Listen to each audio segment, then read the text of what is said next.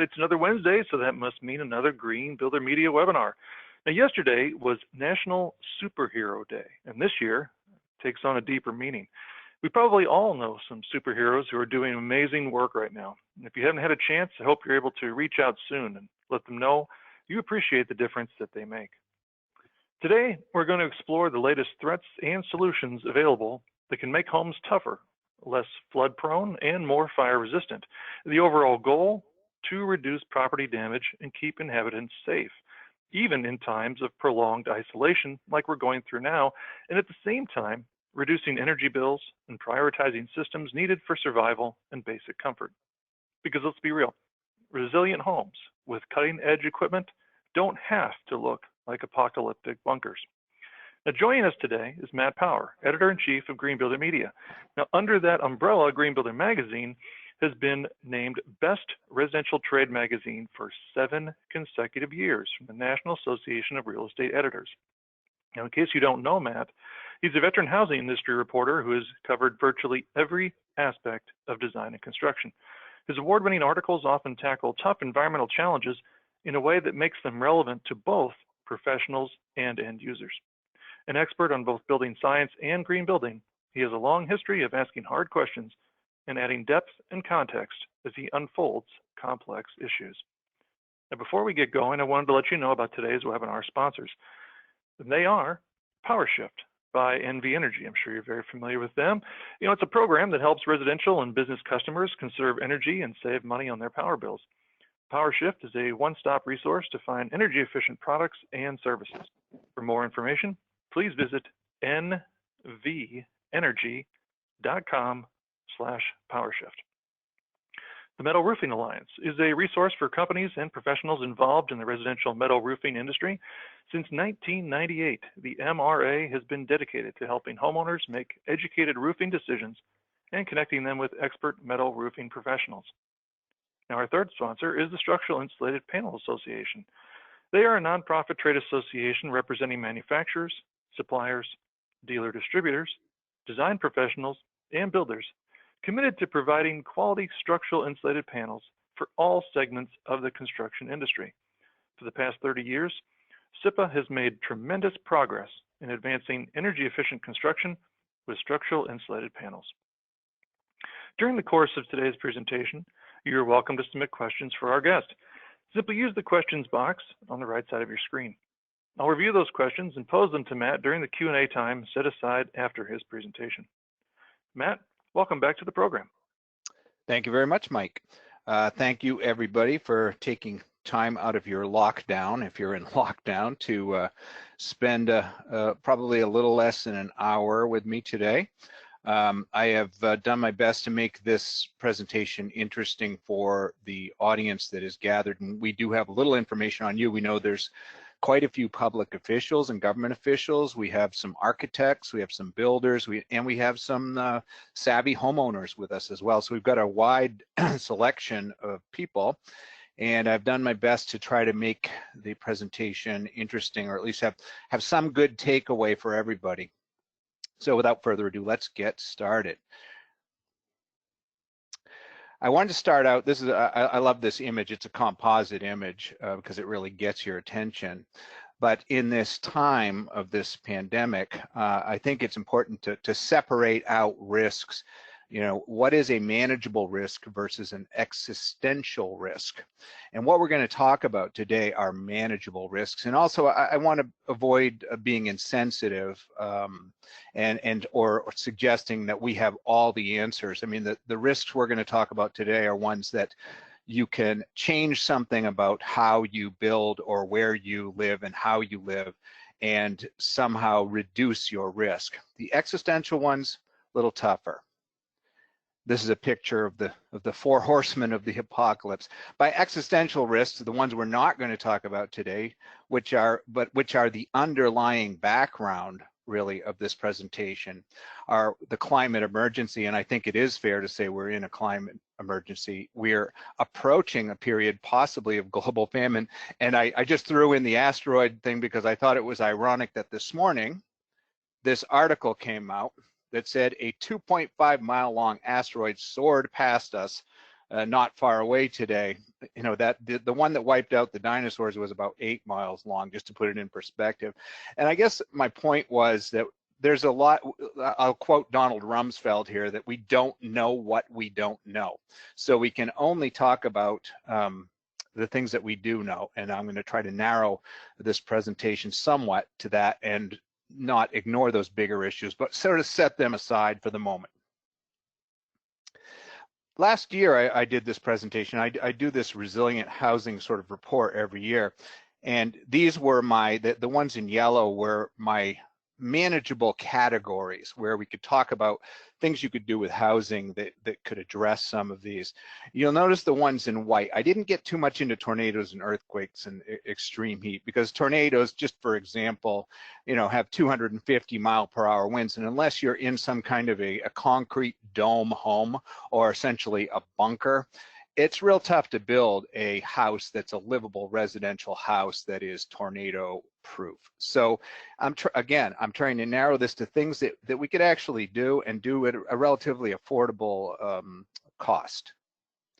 Global pandemic is not on that list. You might notice we didn't see the global pandemic coming last year at this time, and that's just shows you that we aren't always ready for the next risk coming down the road.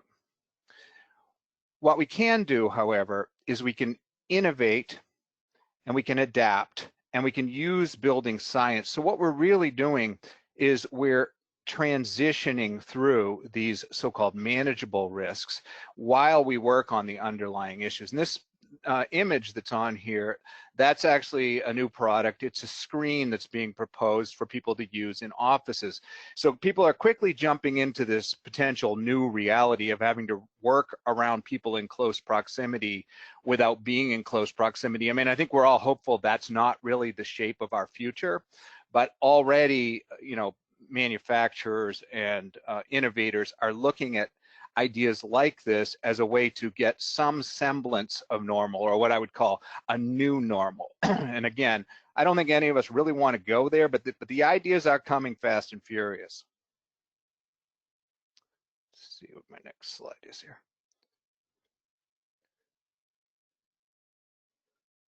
Oops, got a little bit of a hang up here, sorry. Oh, there it goes. Okay, I wanted to show you this because, especially if you're a public official, you may think that simply by doing what is logical or what sort of makes common sense, that we can protect ourselves against risks, because people will see what the real risks are and they will want to, you know, change their behavior, and they will support you in policies. But this survey, which they do, SafeWise does every year, comes out almost the same, and it's completely off. So 29% of people think violent crime is a major concern, whereas most people in this country will never be exposed to violent crime. So the issues that are the real risks to us are often underplayed or not considered to be serious risks. So you have a little bit of an extra job if you're a builder or public policy person.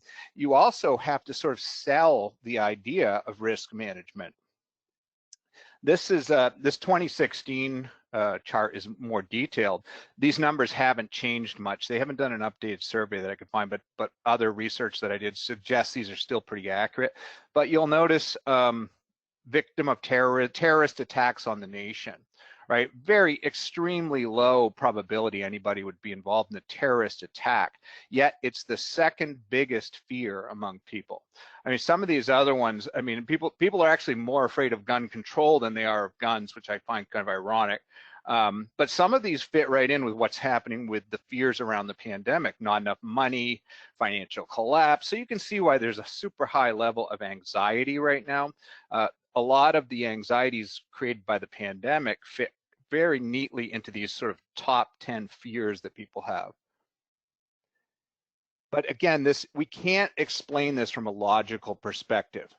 When you only have a handful of deaths from terrorism, it's still a much bigger fear than the 301,000 deaths from guns. And that was over a 10-year period, not a 1-year period. So again, just getting at the underlying idea that you are going to need to market your risk aversion strategies. That means if you're a builder, you may have to convince a buyer that they need some of these risk management building science ideas. And this, I love this picture. This is Tampa Bay during one of the big hurricanes a year or two ago. At this moment when these people were standing in Tampa Bay, all the water had been basically sucked out of the bay by the hurricane. And they were predicting, I think it was a 26-foot storm surge was going to come rushing back into the bay. What did people do? Ran out there to take selfies. I think, you know, if you keep that in the back of your mind, I think you'll just be happier as you go forward and just accept that people are not going to respond rationally. So let's talk about what we can talk about. I put in red prevention. We can't do much on the macro large scale of prevention right now. What we can do is we can create protection. We can protect people, especially in their home environments. We can mitigate damage, and we can have rapid responses, especially in things like flooding. Sometimes the speed at which you respond makes all the difference in whether the property is salvageable. Flooding and its aftermath. We'll start with flooding. So back in the old days, you know, we sort of knew that we thought of flooding as, you know, certain areas around certain rivers and in coastal areas in the US. Because of various, whether you believe that climate change is completely man-made or not, there have been severe changes in which areas of the country flood and how frequently. And so it's not predictable anymore that only certain areas will have floods. So let me show you the next one. The new rules, like look at this chart, those areas in black are sort of high hazard areas of flooding. That's inland flooding. And then FEMA did some recalculating too, and has said that, has basically backed up that data and said that the flood risk is higher than ever in inland areas. And then you tie that in with Florida coastal flooding maps. And again, people don't believe it. So you're not necessarily going to have a willing audience, right? When you start telling people that they need to raise their buildings, for example, they may or may not be on board. So one case study I want to give you for an example. Let's get to sort of the positive aspects. What can we do? So I'm very familiar with Florida. I know the state well. I know the architecture well.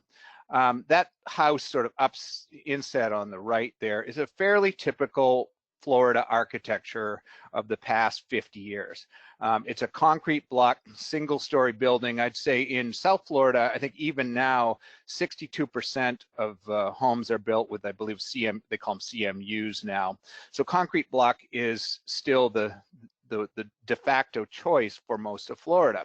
Now, what you're seeing in Florida is a slow rise of sea level, especially starting in the south. I mean, there's areas of Miami that are already seasonally underwater, just about, and the coast, just the slightest surge, and a lot of the coastal areas of Miami are underwater. So what I believe you're going to see, and this is maybe an opportunity if you're in the development or building arena, is you're going to see a need to either abandon or elevate or replace those homes. And frankly, I think elevating is the most affordable and the most viable one. Now, it doesn't mean that if we don't address some of the climate issues that it won't be underwater completely in 30 years, but it would buy us time. And I think that's what most people are going to want to do, is buy time, buy 10 years, buy 15 years. So as an example of a way that this can be done affordably, I want you to look at this concrete block, this illustration. I chose SIPs, or structural insulated panels, for the upper story for several reasons, but let me first talk about what's going on here. You're basically abandoning the bottom floor. So you're adding flood openings at the bottom to allow the hydrostatic pressure, the water, to move through.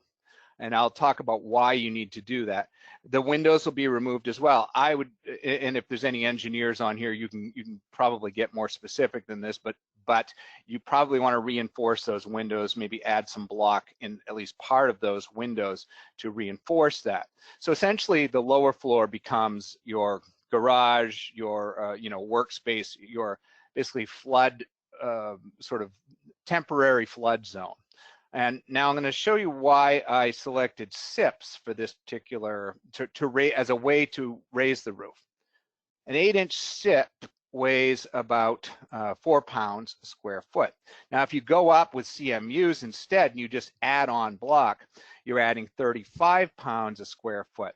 Now, think about Florida. You've got very sort of insecure sandy soils. So, and you don't necessarily know how that home was built. Was it done with the proper fasteners, rebar, etc., that it's the footers, were the footers put in deep enough, rather than risk that if you go with a lighter panel system that still has extreme strength, lateral strength, and resistance to high winds and hurricane force winds, you're going to have a lot less potential A, problems, and B, engineering costs. Because if you have to re-engineer, it's a very complex and costly job where you have to basically go into the old foundation, and it makes the whole thing sort of cost prohibitive. And this is sort of some of the basic engineering to think about. 100-mile-per-hour wind exerts a pressure of 25.6 pounds per square foot. A wave at 10 miles an hour exerts a pressure of 209 pounds per square foot. So what you're really, the thing you're really worried about with flooding, with a flooding situation, is the storm surge. I mean, and it can happen in as little as 5 seconds. So it's a little bit different for inland homes, right? So if the water is slowly creeping in and rising up, then you may not be quite as concerned about that strength of that lateral strength of that wall, because it may not, especially if it's draining out properly at the bottom. But when you get hit by a massive wave moving at, even at 10 miles an hour, that's a whole different story, and it can collapse a wall that's not reinforced or that doesn't let the pressure out fast enough. Let's get a little lag there. So what I'm going to suggest is, if you run into this situation, sorry, we're just waiting on a lag here. Oh, all right. Well, here's okay. The one thing I did mention just a little bit. This is how concrete block walls are supposed to be built, right? You've got rebar, you've got cross rebar, but even when built to this standard, the NCMA says that they should not encounter winds higher than 25 pounds per square foot. That's if they're up to 35 feet tall. So again, engineers in the crowd will know that that's probably, they can take quite a bit more than that if they're shorter walls, but that they are built to a basic minimum design strength. The thing is, with a lot of these older Florida houses, for example, we don't know what is inside those walls. A lot of them, I suspect, because I've been on some renovation projects, probably did not use the proper rebar or insufficient rebar that they should have. So you probably got some very tentative strength in those. This is what a flood vent looks like. In case you're not familiar with one, it's water pouring through it. It blows out the vent and it lets the water through. This is for, especially for inland flooding, this is often sufficient to keep the walls from collapsing. This I was going to suggest as a sort of a fail-safe. If you, for example, if you're in Florida and you're adding a SIP second story, you could go with a buttress technique. And this is an old, how they did it in Europe for centuries. But this wall on the right is an example of how you could simply put in a concrete buttress wall inside that first story and add significant strength. You, of course, could make use of that. It could become, a little closet. It might already have some concrete structure in it if you're lucky, but it's not a big deal to add, and it would, especially if you put it in the right direction where a storm surge is likely to come from. And I would, again, get some advice from an engineer, but you're going to greatly increase the strength of your concrete block house. Now, if you are flooded, don't panic. You have a very short window, yes, in which to save some things. But if you've done some of the prep work in advance, the actual infrastructure of the house may not be as badly damaged as it could be. Also, and a lot of people don't know this, but you can make a deduction even if you don't have insurance, if it exceeds 10% of your adjusted gross income. So I think that's important because a lot of people do not have insurance, and especially do not have full insurance because it is quite costly. And we're jumping to the next.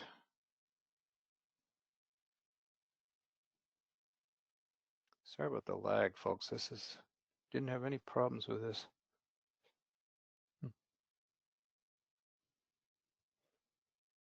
Oh, I put this picture of this thermostat in here because one of the things that happens is a lot of people have, second homes, vacation homes, or they're traveling. You say you're away on work, or you have to evacuate your house.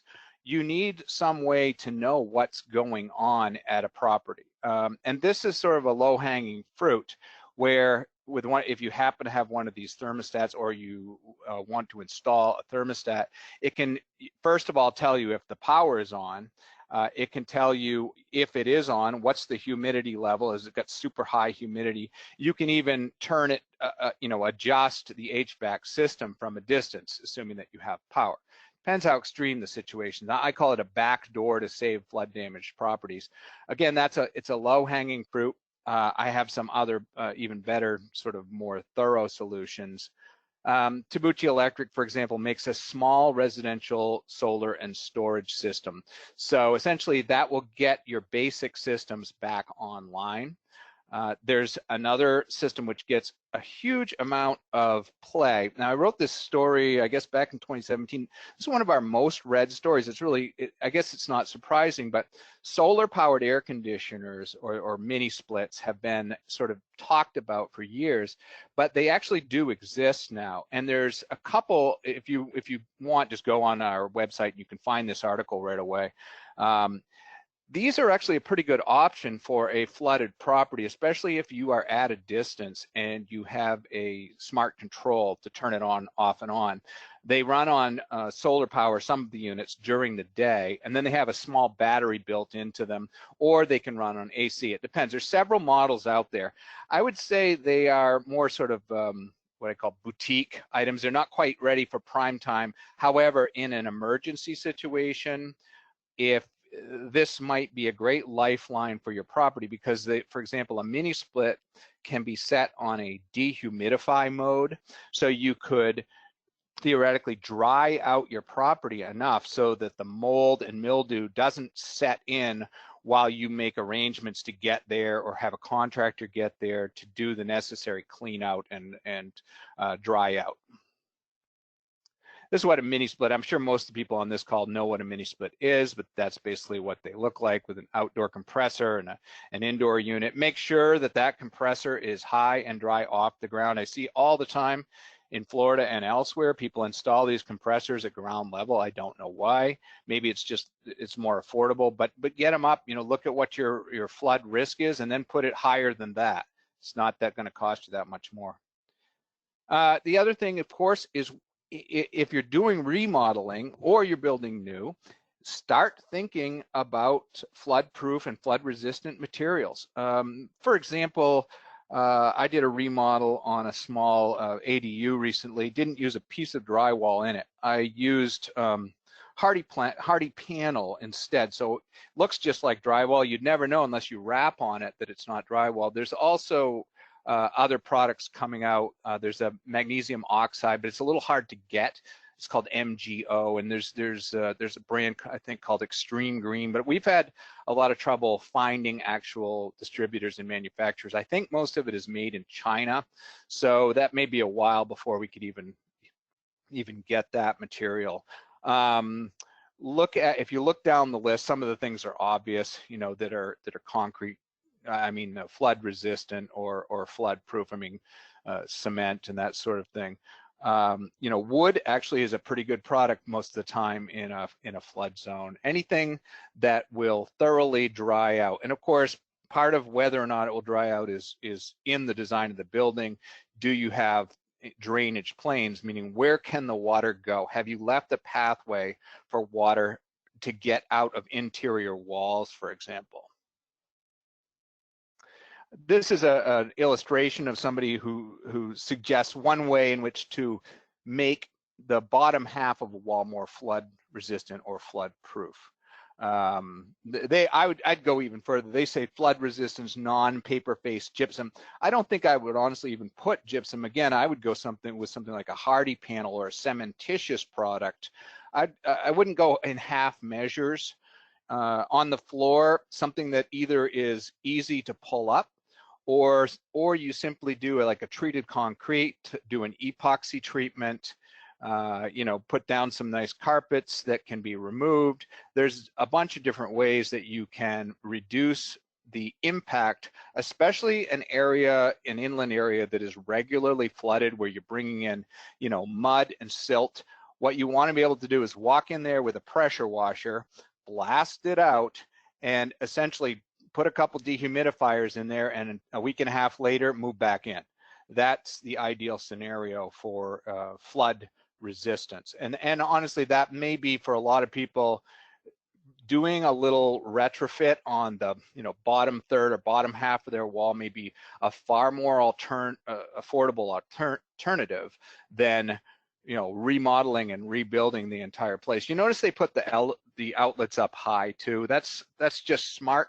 That is something though that needs to be planned during the design and building process. Otherwise, it gets pretty pricey, because basically everything's coming down from you know, the attic space or the floor joist area above. No, the wires are not coming up through; they're coming down through. So it's a different way of thinking about electrical too.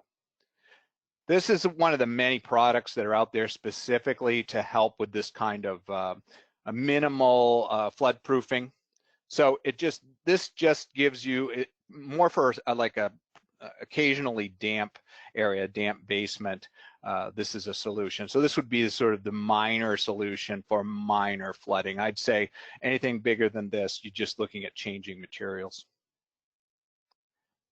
Now let's jump into wildfire. Obviously, we're seeing huge numbers of wildfires, and it's almost like they've crossed over into the existential threat category, but we're going to treat them as manageable risks. One of the reasons you may not be aware of is that although there was sort of this false flag that the drought was over out west, according to Science magazine, it is not. And in fact, it is a 1,200-year drought, meaning it's one of the probably the worst drought in the West they've had in 1,200 years. So if you look at this map, you know, you can see how dry it is, and it's only at this point getting worse. And so of course this is fueling the wildfire phenomena. So at this point, you know, there's a lot of people with a lot of houses out there, and the best thing you can do is mitigate, and protect. So let's look at some of the options. Oh, and I did throw in this slide at the last minute because it sort of surprised me. But even in the places that have burned down, you know, the cities and small towns that have been completely wiped out, people are in denial about whether they should rebuild in a new way. So again, it's not going to be an automatic acceptance that rebuilding in a high-risk environment has to be done a certain way. There's going to have to be some, I guess, marketing and codes, and it'll sort of have to be a carrot and stick approach because one or the other will probably not suffice. So we're going to talk about 3 different key areas for wildfire protection. Now, defensive zones, you probably already know about. I'm not going to get too much into that, but defensive zones mean preparing the area around the house. But let's talk specifically about roofing. One of the confusing things about roofing is that Class A roofing, that doesn't mean that it is completely inflammable. It just means it has a certain ability to not burst into flame. And I think with Class A asphalt, it has something to do with how long the structure can burn.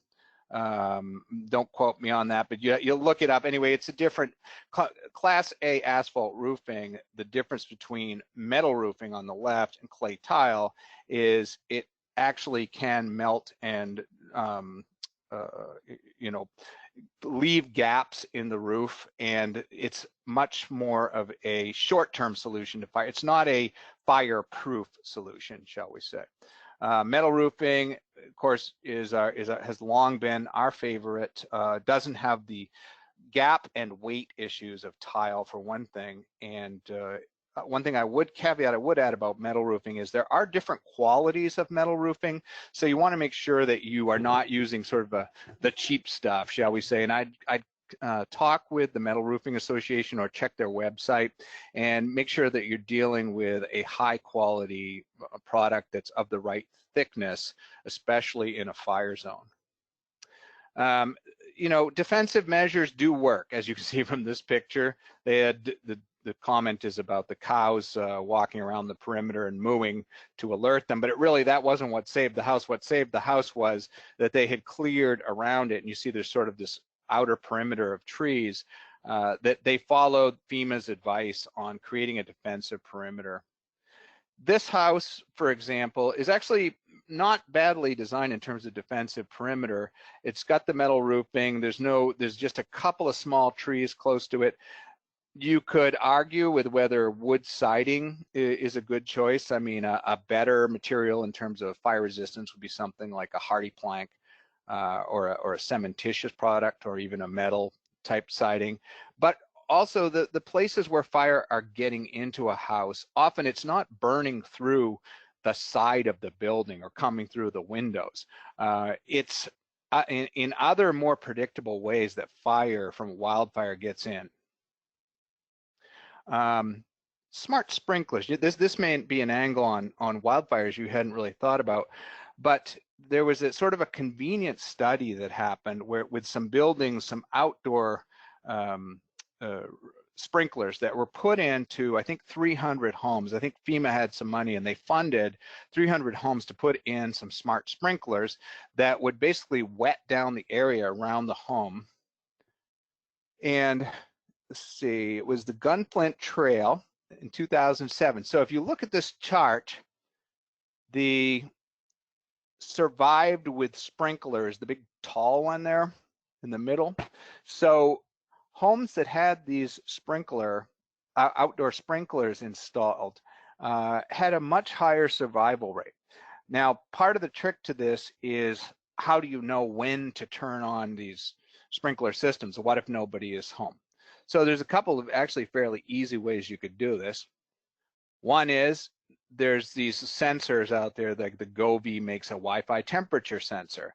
That's a very low budget kind of affordable thing where you could have this temperature sensor set up, and your smartphone has the Govee app, and you can have an alert set that tells you, oh, your outdoor temperature just hit 93 degrees. It's a little bit of an indirect system where you'd have to actually be paying attention to your phone. The same thing is true of the camera on the right, so like a surveillance that's an Arlo type camera. The only thing with the Arlos, you would have to set some kind of a motion sensor, which is a little bit unreliable. So you need some sort of system to detect that there is a wildfire threat other than your local news, and the camera gives you the ability to literally get eyes on the scene. Now, of course, if your power goes out and your Wi-Fi goes down, you may be in trouble. So then you have to get into a more complicated system where you'd have to put in some kind of a dedicated, for example, you could put in a hotspot that's on a small solar panel, and you could have a small Wi-Fi hotspot that would keep your Wi-Fi up and running and give you an alert. And I think honestly, if it's the investment is a home, for a couple $100, that might be a worthwhile investment, and you probably pay $20 a month to keep that service. It depends on how big of a risk you're at and whether you want to, whether you value that home. Now, one of the places we're finding that fire gets into houses, the most common places, is through these soffit vents, and this is built into most codes in wildfire areas now, but you need to have some wire mesh inside the soffit vent. Preferably don't use vinyl soffit vents either, because they simply melt and fall away. So you need some kind of a metal soffit vent with a wire mesh of the right size. I think it says 1/8 inch there. Yeah, 1/8 or 1/16 inch wire mesh, because embers are the problem. And embers that can get in can be, if they've found that if you've got 1/4 inch mesh, that's about as big as you can go, because embers tend to burn out anything smaller than that. see, I'm going to jump to the next page. Maybe. We're working on it. I know what the next one is. There is, you can also put offset venting. If you have a ridge vent in the house, you can cut the holes. You'll see up above this soffit vent, there's a little hole in the plate there. You want, if there's two plates, essentially you want to offset them so that if an ember does get in there, it can't blow straight. Oh, here it is. Okay. So you see how you've got some offset holes here? So the ember can't blow straight through and then into the attic area. Here's another thing people don't think about much. Those gable end fans, those are very dangerous in wildfire zones. If you think about how a gable end fan works, it activates at a certain temperature. So say it turns on every time it's 80 degrees. Obviously in a wildfire, it's going to be hot outside, so the thing's going to start running, and they're very powerful. So typically you have a vent, one vent at one end of the building, and then this is drawing the air through the entire attic assembly. So you can essentially suck hot embers right into your attic assembly where you don't want them. So again, I would rethink these gable end assemblies type fan assemblies in a high wildfire risk area. There's honestly, even with a screen in both ends, I'd still be tempted to switch to a different type of venting, such as a ridge venting with a wire mesh or something that's not as active. Also, people often forget the foundations in wildfire zones. This is not a flood mesh. This is a like a crawl space. It's for air breathing essentially under the building, but these again need to be covered with a wire mesh. A simple vented system, the researchers on what's happening with these wildfires have found that with simple vents, embers are blowing right into the bottom of the house, and especially they're getting in underneath, for example, the first floor if it's on piers, or you have maybe a basement, an unfinished basement area. You really don't want that the hot embers blowing in there. So just to recap that, Class A roofs, prefer something that is non-combustible, not necessarily just Class A. Sprinklers are effective, both indoors and outdoors, but if you just do indoor sprinklers, it may not save your house. Honestly, it's almost not the point, right? If you haven't protected the exterior where the fire is, going to land on your roof or blow into your soffits, or encroach a large wall of fire onto your property, you've only done half the job. Keep the embers at bay. They are the enemy. Again, manageable risk. Well, yes, hurricanes, monster storms are somewhat manageable. Like I said, tornado category, no. Up to a certain point, there's also the point where you just need to run. And that was like my example of the Tampa storm that was predicting a 26-foot storm surge. When you have a wall of water predicted to come, towards a region, especially, there is nothing that's going to stop that. You need to get out. And people who think that they've built a hurricane-proof house, who sit that out, they'd be very lucky to survive that. The only house that probably would survive that, frankly, is a pier house that was, 16 or 20 feet up in the air, so that most of the water went by underneath. In fact, there's some pier buildings down in southern Florida that have been there, I think 40 or 50 years. I don't know if they're still up, but a couple of years ago, I know they were still there, and they had been through numerous hurricanes. So that pier system, if you want to live like that, way up high on, well sunk piers, is a very effective hurricane system. You should not sort of thumb your nose at that. At least down in Florida and in high risk areas, they've changed the codes quite a bit. And frankly, if you're building to code in those stricter codes, that is the best defense. They have had incredibly good results with the new codes and the performance of the buildings built to those codes. But let's talk about where some of those code ideas came from, what kind of things happen, and what you can do if you're not already doing it.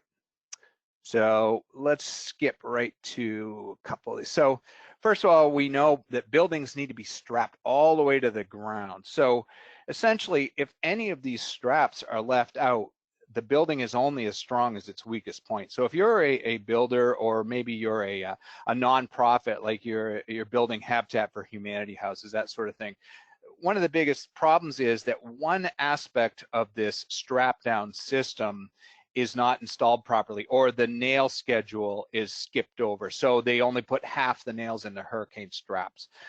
Your job really, in terms of keeping this house essentially hurricane hot with very high hurricane resistance, is to make sure that system is installed completely and correctly. And if it is done so, doesn't matter what structure you use, you will have a very hurricane resistant structure. Now, with balloon framing and 2x4, 2x6 framing, this tie down system is probably more important than any other framing system. One of the advantages with SIPs and other systems is that there's sort of less room for error. The shear strength and the fastening system is sort of built into the design. Often they're cut to size too, so there's a lot less room for error. And honestly, that's one of the biggest sort of pros of using alternative systems, is that especially now, when who knows what's going to happen with the labor force with the pandemic, you're going to need systems that you can rely on, and the people buying your homes are going to expect systems that can stand up to an increasingly intense storm season. This is where most roofs fail. Okay, so this is an extended overhang. The wind gets up under the overhang, finds a loose an opening or something that's aged, like a piece of OSB that's maybe it's seen a little water damage. The shingles have started to age, and it lifts, right? And especially if the wind gets inside the building, that can, of course, accelerate this process, make it even worse. So the corners of building are a major weakness. And honestly, there's not a lot you can do except reduce the overhangs a little bit. And the age of the roofing, especially with asphalt materials, does make a big difference in how they handle sort of a beating from wind. This building had an awning out over this picture window, so it was like an extended awning. So what happened was the wind came over and lifted the awning, flipped it up, and then the rest of the roof was gone. It just took the plywood and everything right with it. So again, and look at the age of the asphalt roof, and I'm going to come back to that in a second. Okay, so look at this. This is a chart, percent of homes where a re-roofing permit was pulled. So this is the age of the roof. So at youthful age, right? Age 1, 2, 3, 4. And we saw this with some of the hurricanes in Western Florida a couple of years ago. There was like 3 hurricanes in a row. They did very well against these high winds. But as soon as those asphalt shingles start to age out, you start to get damage. And the problem is it's a domino effect. As one rips, the others become more susceptible, then another rips. And of course, if you have used sort of the bare minimum underlayment system, like a lot of people have, then you have no backup defense. This house is called Survivor House. I think it won an award from the Metal Roofing Alliance. But it had a metal roof, and you can see a tree fell on it. It was hit by a hurricane, and it still came out pretty much unscathed. That doesn't mean that metal roofs can't have problems, but again, they have to be put on properly. Has to be a high quality of metal roof, but they are extremely survivable in almost any weather situation, including hurricanes. So just make sure they're put on correctly. Underlayment. I'm a big fan of adhesive underlayments or tape. This one happens to have taped seams. It's a zip system. I'm sure if you're a builder, you're familiar with this. There's many good underlayments systems out there. Owens Corning's got a good one. And what essentially, I like the stick down ones, because then if whatever your roofing system is ripped off, you've still essentially got an impervious membrane, and it can be the difference between saving the home or losing it. Soffit blowout, we talked about this in the wildfire category. It's the same issue in a different way, comes up with hurricanes. Soffits are a weak point. I went and visited a couple of sites. I was several times. I visited the Hurricane Katrina homes after that big hurricane, and soffit damage was extremely common.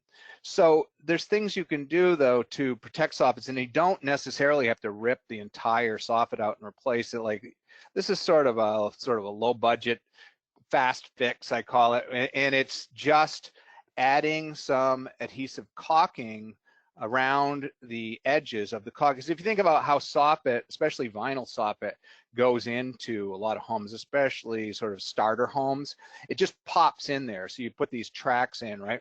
So this gives it much more strength at a very reasonable cost. And if nothing else, it's a temporary fix, maybe until you do the next major renovation, like raising the roof or whatever the next phase of bringing that building up to code is. This is another entry point for high winds. That is an attic. The circled item is an attic vent. The one that's covered with looks like tar paper over beside it blew apart, and a lot of water entered the roof area. You can see also the tiles. There was some damage to the tiles. One of the reasons that I love the look of tile, and when tiles are properly installed, they actually do quite well in hurricanes. The problem is they have to be mechanically fastened. They can't simply be stuck down. The way that a lot of contractors do them is they use like a foam or a concrete sort of a glue adhesive, and they don't use screws to attach them down. I think in the code now you're required to attach them with metal fasteners, but a lot of older roofs especially can blow off. So the worst thing about tiles, in my view, is what they do to your neighbor's house. So when those tiles fly off as projectiles, that is a heavy bullet flying at your neighbor's windows and sliding glass doors, and it does incredible damage. I'm going to show you another type of vent that you could, instead of these metal attic vents, this one's a hip ridge vent, and it's specifically designed to resist hurricane winds. There's several different, I don't have it, like, we have no relationship with this company or anything. I'm just putting it up there as an example. There's probably many other product manufacturers of good hurricane resistant ridge type designs that will ventilate your attic. I'm also, frankly, a fan of unvented attics, and I know that's, I'll touch on that in a minute. This is a technique. I'm a boat builder. I don't know if anybody's a boat enthusiast, but something called clinching nails, where essentially you bend over nails. It was something that was used for centuries. It's one of the strongest types of fasteners and the ways that you can use fasteners. When you put on a ridge vent or an attic vent, if you bend over the nails, if they're the right type of nail, so they're not brittle and breaking, you can actually get tremendous holding power for that vent. So that's another workaround if you don't want to put a whole new vent on, there might be something where you could do some clinch nailing, and you could talk to an engineer, but I suspect you could add significant strength to the fastening of that vent. This is another of my favorite approaches, though, for increasing the wind uplift capacity, especially in older homes. And this is sort of a little known, I guess I wouldn't say secret, it's not a secret, but it's a little known research, is when you add closed cell spray foam to the inside of a home, especially one that was built, under an older code, you increase essentially its strength and wind uplift capacity to 300%. Now, one of the things I've talked to some of the insurers, they don't yet offer a discount on this, which is unfortunate because you could sort of rationalize paying for it with the discount you would receive. But I do think it's an issue that the spray foam people ought to lobby the insurance people on is getting some discounts for people who go in, retrofit their homes. Now, with a system like this, you could also get rid of your ridge vent, right? So you could get, I'm a fan of sealed attic spaces with spray foam, sealing the entire attic, and we could talk about that maybe at another time. But it's also really the only option in a lot of older homes, especially where you have truss joists and the prefabricated rafters. So you don't have a lot of options. You've got blown in fiberglass bed, and often you have your mechanicals running through that area. So you've got this hot attic, and you've got all your air conditioning ducting running through there, so it's working twice as hard. So you are basically it's costing you a lot more energy. And one of the things I did want to mention in the seminars, one of the things that makes us more resilient is lower energy costs. So anything we can do when times are good to reduce our energy costs makes our homes more resilient, especially if you think about number of people out of work and cringing as those utility bills come in now.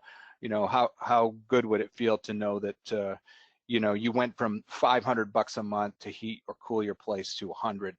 That'd be a good feeling when times are bad. Fasteners are important too in high wind situations. One thing I thought was interesting here is if you look at the more corroded nails, like let's see, A is a plain ungalvanized nail in treated wood, and C is galvanized in treated wood. So you see, treated wood has a significant impact on how rapidly fasteners corrode. So it's something to think about. A lot of times especially in areas that flood zones and hurricane areas, a lot of contractors just throw treated wood at the problem. But you do have to think about that over time, the treated wood is going to do a number on your fasteners. So at the very least, you want to use galvanized. I would say, an easy fix is to switch to something like a stainless fastener, and that allow you to continue to use treated if you want to. This anchor bolt on the left is also problematic. You can see that's got quite a lot of rust distress. Sometimes what the researchers are finding is the house in a extreme wind event is lifted right off the foundation because these anchor bolts are shot. There is a way, it's harder to retrofit, but when you are designing or putting the house together, I know it's a blurry image, I'm sorry, but that's a stainless steel anchor bolt. They're a little more expensive. Well, maybe they're even twice as much expensive, but you're not using that many anchor bolts in a new home. It's a minimal increased cost for essentially the key hold down power of the building. So don't skimp on that. Put some stainless holders in that concrete, and make sure that 10, 12, 15 years from now, when all the other houses in the neighborhood lift up and go off to the Wizard of Oz, your house is still standing. Defenestration, obviously major issue during a storm, and most of the codes have a lot of things that address this. I just wanted to give you, we're just going to quickly move through this. Window film is a minimal protection.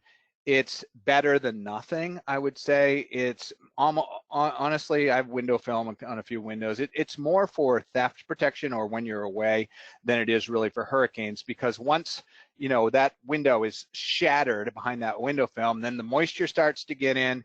It's not meant for the hour-long or 5-hour barrage of a storm.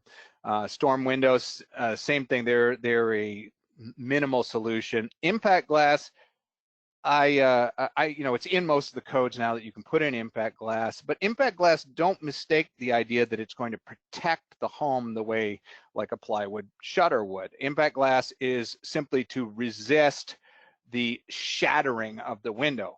It can be, if it's hit a couple of times during a storm, or the storm keeps blowing, hits it again, you can still lose the contents of the home to water and the depressurization, the house, and all the bad things can still happen with impact glass.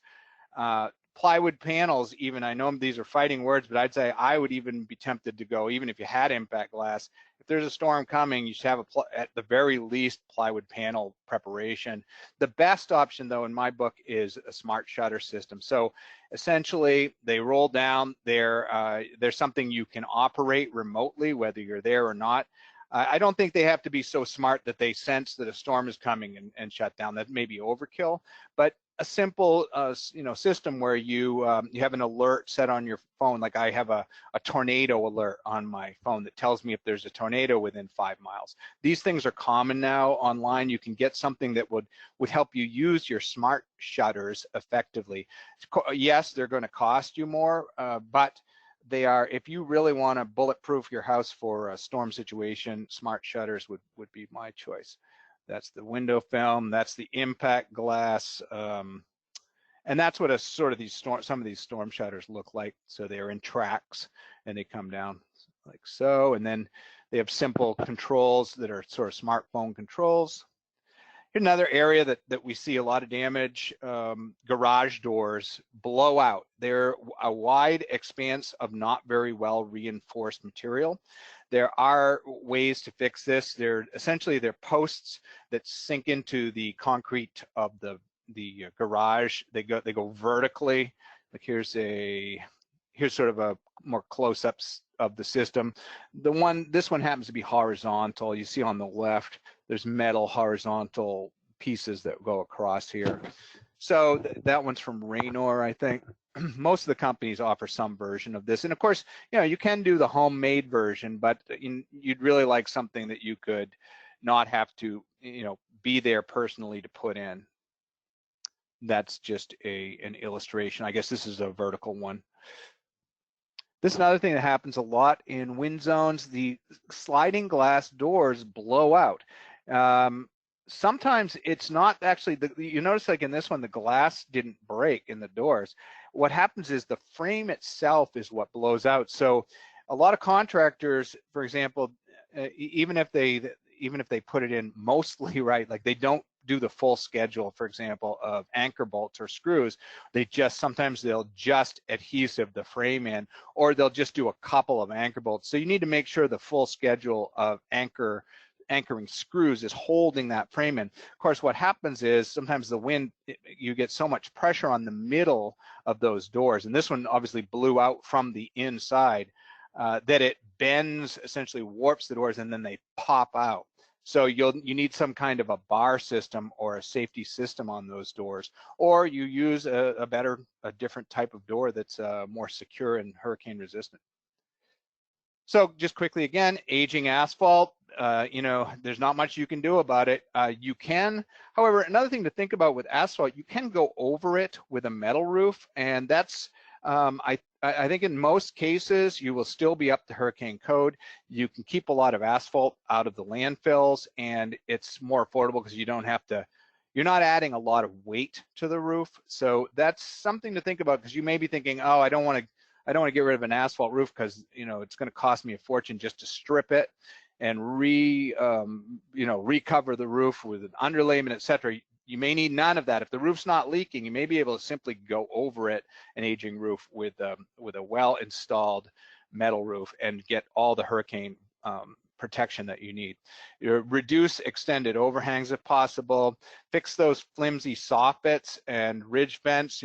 Either attach them better or replace them with something different.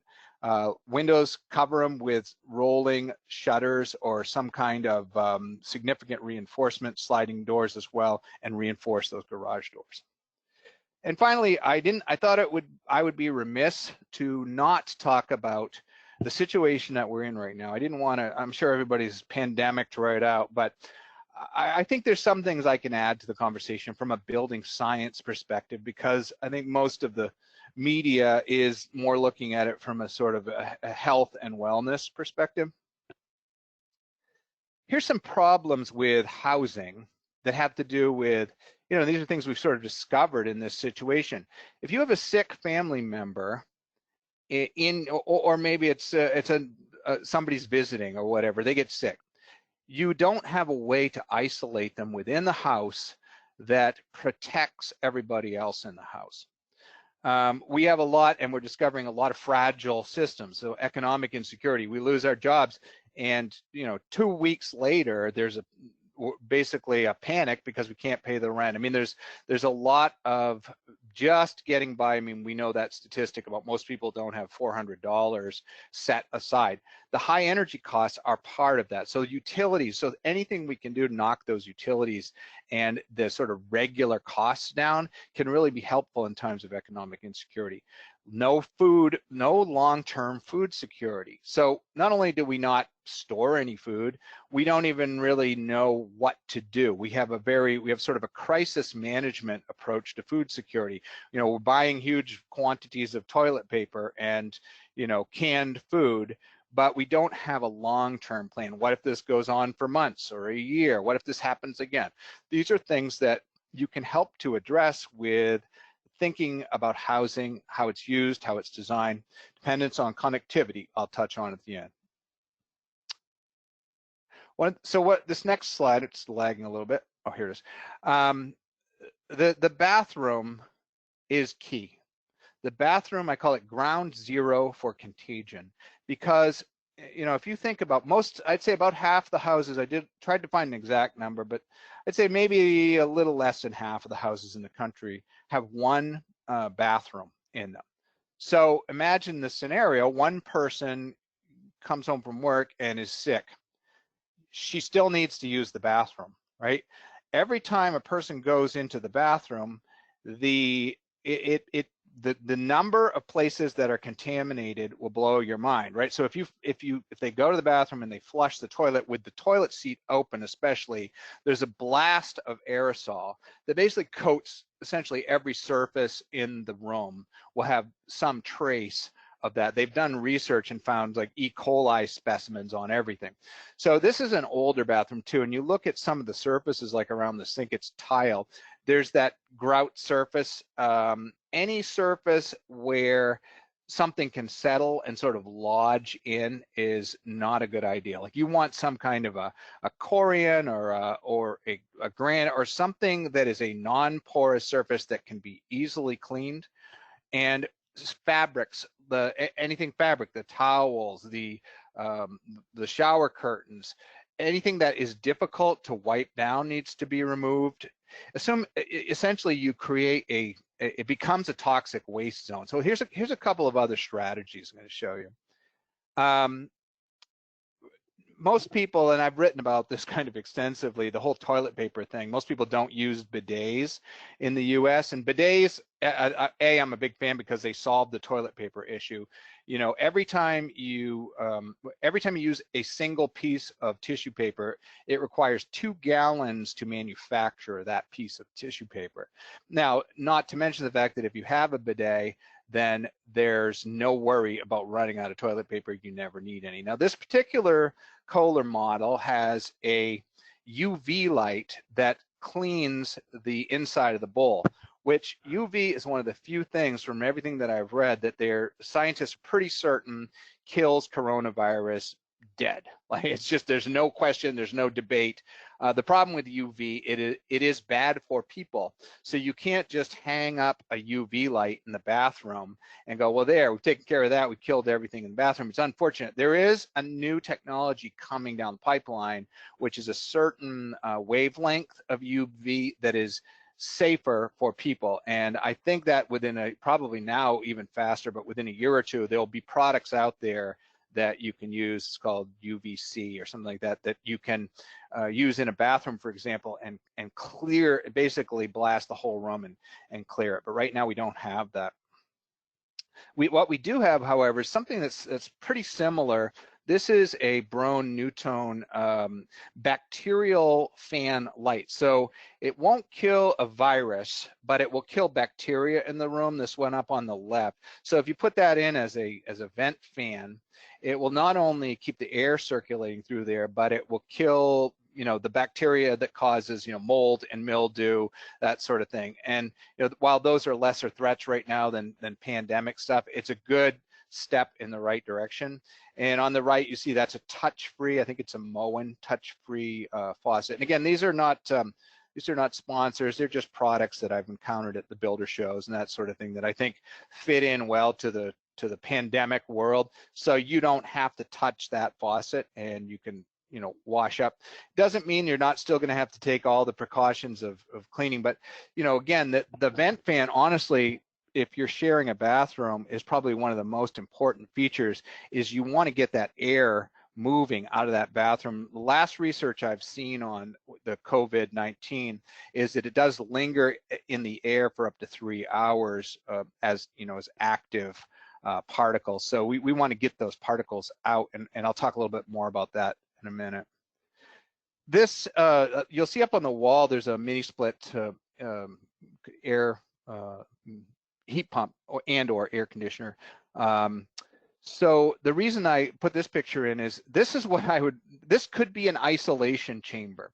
What you need to do is you need to be able to put the family member in a room where the air does not circulate from the other rooms, and there's no return vents, you know, pulling air back through and blowing it back through into the other spaces. This is one way to do it, is to put a dedicated mini split. Maybe it's got a compressor outside on the wall somewhere, so they can be comfortable. They can even open the window for fresh air, and they're not endangering people in the rest of the house. Here's another way to do it, which is zoning systems. That is I think a Carrier remote damper system for zoning.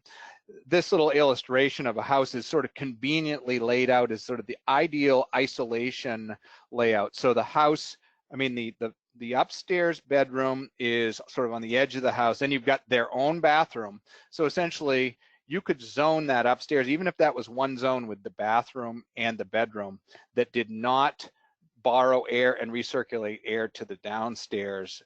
Something like that would work. Again, you need to isolate the airflow, not just the person in the space.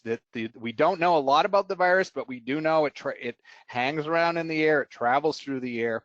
In fact, we just found out, and I'm going to show you an article in a second. Let me jump to it and I'll jump back. Where is it? Well, I'll jump to it in a minute. Look at the size of the coronavirus here, 0.1. Right, a typical particle of like pollution, dust, dander, that sort of stuff, 2.5. That's sort of in the danger zone.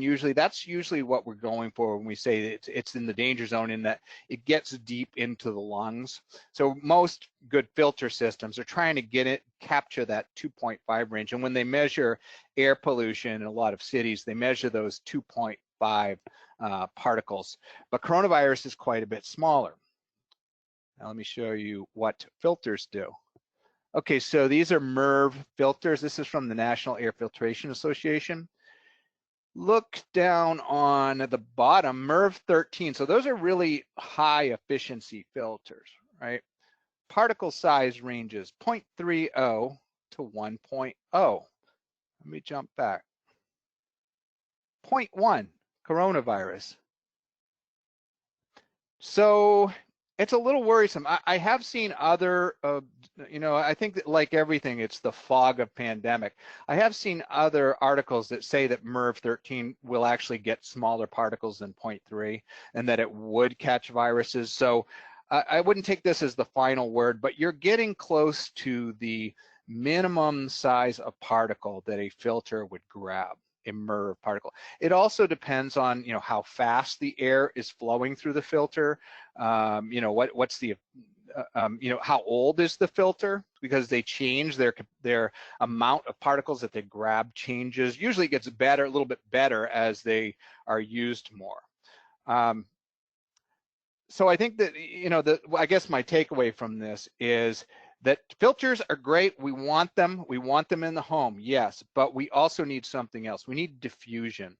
So we need to diffuse the air with something like a heat recovery ventilator or an energy recovery ventilator. We need to take stale air out of the building and bring in fresh air.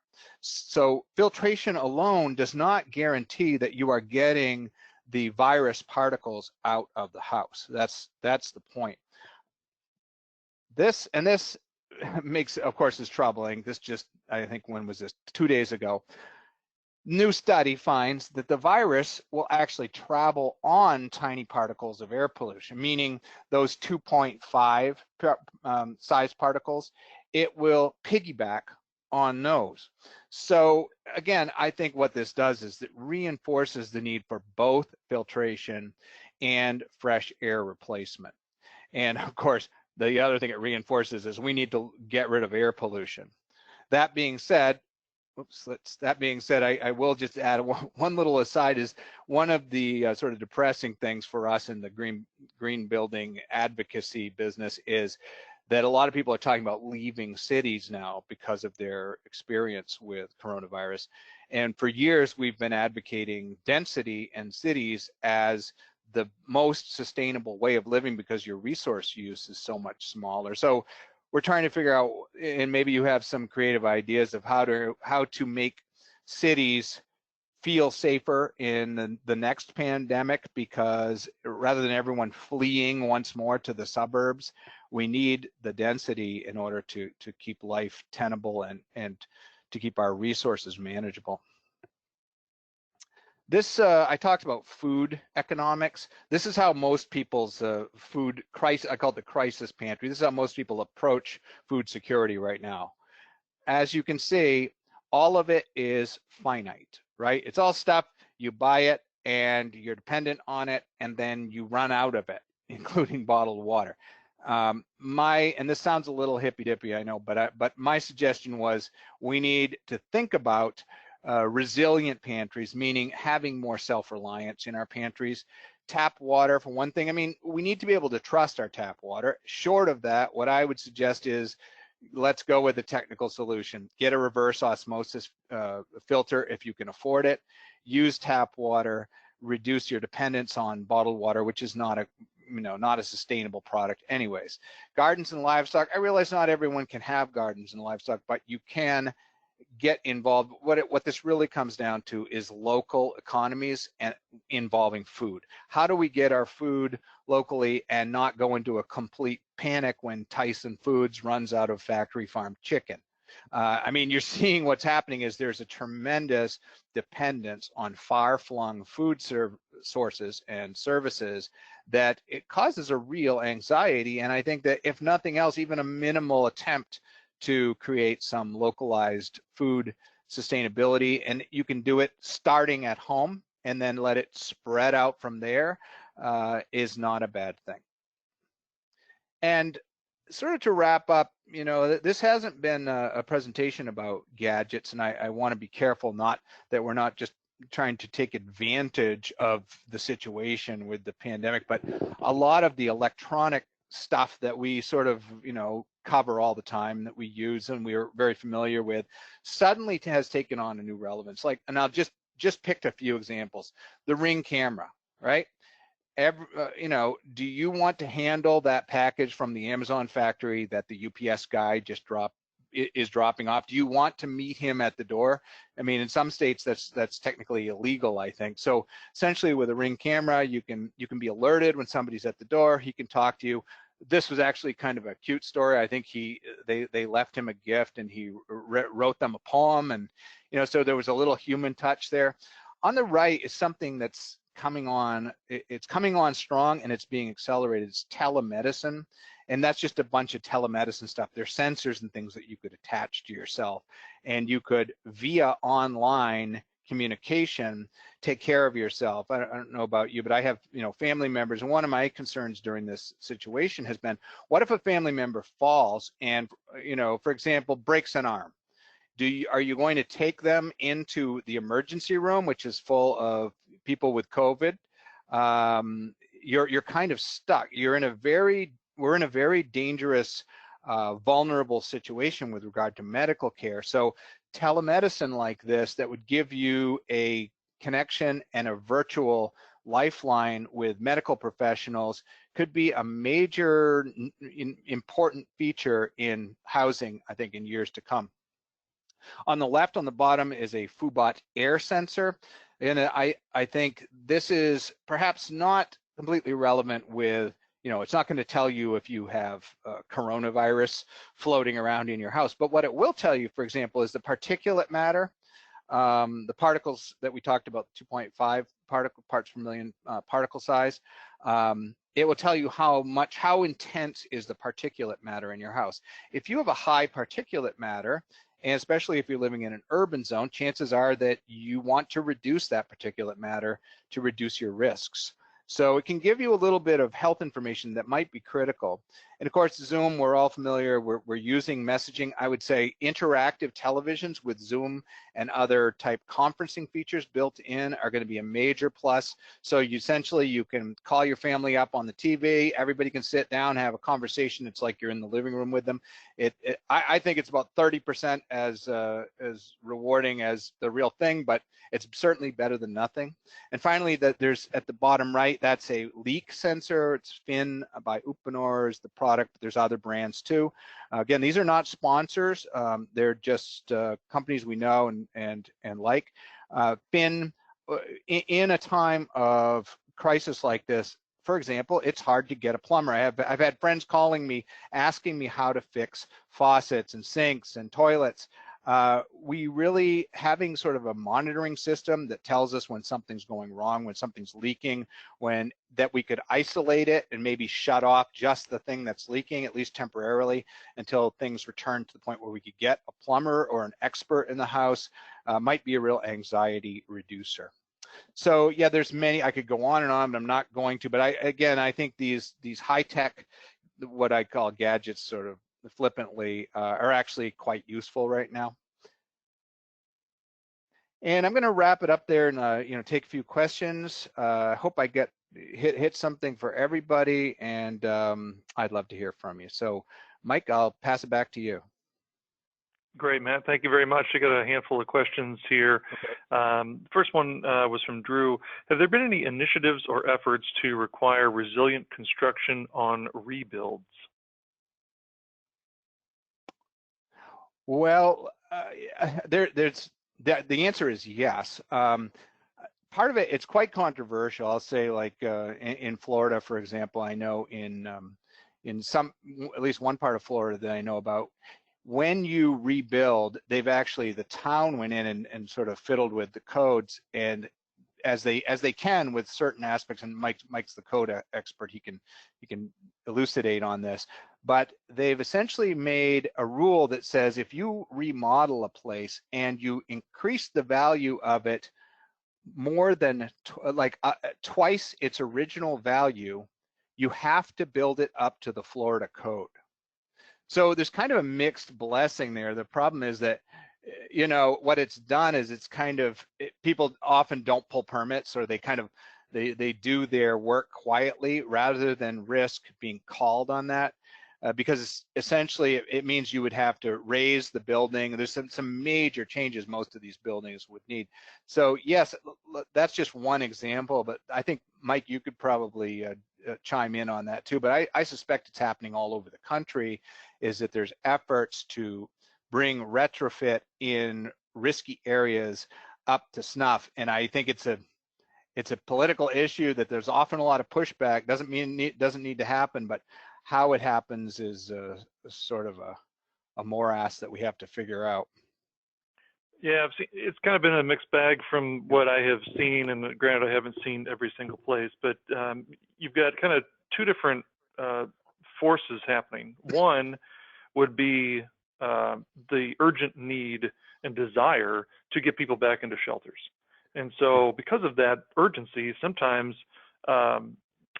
environmental reviews or even certain codes are kind of waived.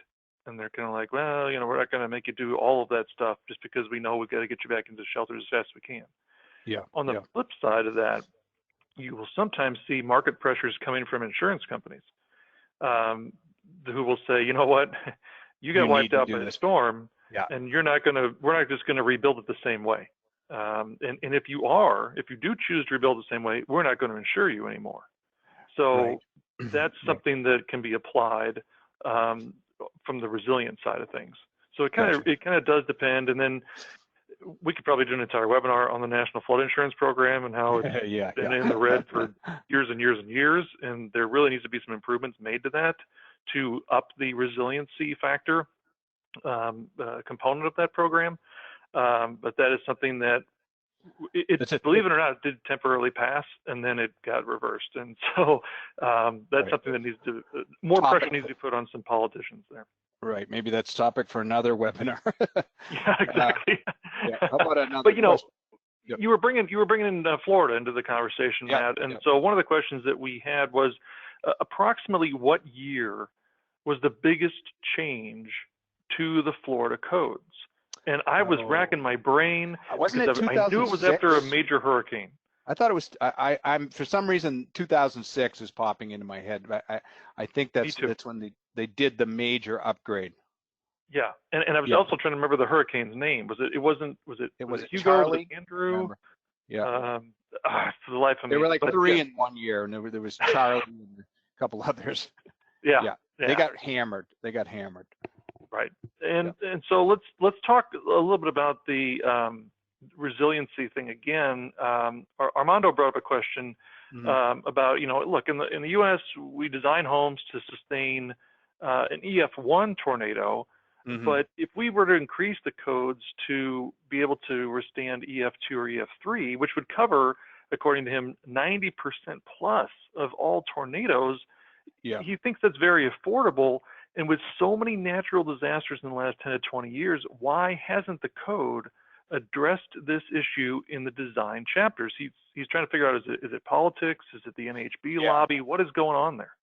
I mean, I think you'd concur with me. I think it is politics. Essentially, you have a powerful lobby of, the building industry, and, not everybody is a progressive builder. A lot of people want to do things. They have crews that are trained a certain way, that build a certain way. And when you do raise the bar like that, everybody has to step up. It's honestly, we've found in the past that it has not been the horror show that they thought it would be. When just a couple examples, putting sprinklers in buildings was a huge fight to get sprinklers built into the code. It's not that big of a deal. It's one trade person goes in, puts the sprinklers in. Low flow toilets was a fight to get low flow toilets into homes. There's often a big fight to when the idea is first floated. I mean, honestly, the problem is that, like I touched on in the beginning of the presentation, people don't act from a rational perspective. They act from an emotional perspective, and I think that's true of the National Building Association as well. They panic the moment they think something's going to cost more, but it often ends up not being a significant increase in cost, and they could do, what most of what they could do is a minimal increase, or they could switch out a couple materials and maybe it's no cost at all. It's just a switch how they do a couple of things. So it's very doable. All right, I want to take you back to early in the presentation. You were talking about storm surge. Yep. And there was a question thrown out there about what about designing a home to have the first floor be more of like a carport, so that the living area is elevated and can be less exposed to storm surge? That's exactly what you want to do. And essentially what I was coming at it sort of from the reverse, which is you've already got a house that you need to you need to change the house to become like that. If you're building a house, that's exactly what you want to do. Is essentially your downstairs becomes a carport parking area. You see it all over Florida. There's, it's where people put their boats and their RVs and everything else. And some of them even have what they call breakaway walls. So you might have like sort of trellis type walls that are intended to essentially fall away if a storm surge comes through. Now, it's not going to protect your vehicles and that sort of thing, but it is going to allow you to live comfortably in that building above that first floor. And so my example was, what if you don't already have one of those? You live in a concrete block home on the ground and you want to be safe, then you turn your concrete block house into the carport and put your SIP structure up above it, lift the roof. And one thing I didn't mention is, if you put that closed cell foam into your roof system, like I was talking about, it makes your roof monolithic. And I suspect, and I'd have to get an engineer to back me up on this, but you've added so much strength to that structure that you could probably lift that thing much easier with that spray foam in the roof system. We got two more questions, Matt, that we're going to wrap up for today. You just mentioned the word strength, and so Fred wanted to know what your opinions were on ICFs. A very good product, very, strong, light concrete block. They're a monolithic system. I guess my, my only, not criticism, but the caveat is that you need a fairly, you don't want to put ICFs in with an untrained crew. There are actually a lot of detail pieces involved in ICFs. So when you first look at ICFs, you think, oh, this is like, what do you call those blocks that you stick together? This is easy. But there's a bunch of sort of parts and pieces that are critical to making everything work together, like the window frames and the headers and, attaching the, the corner pieces and so on. So I think it's ICFs are a strong, very hurricane and flood resistant product, but there is a little more to it in terms of labor than meets the eye. You do want skilled teams to install them. Or either that, or if you're starting out without a skilled team, you need to allot the time to train a skilled team to put them in right. Our final question today comes from Sean. He, when you were talking about the bathroom, he threw out the question about what about adding like a UV or some kind of ionizing device to the air handler? Is that an option? Yes, that's a good question. I think that's actually a great idea. I think. I'm not sure. I think Carrier may make one. There's a couple companies that make them.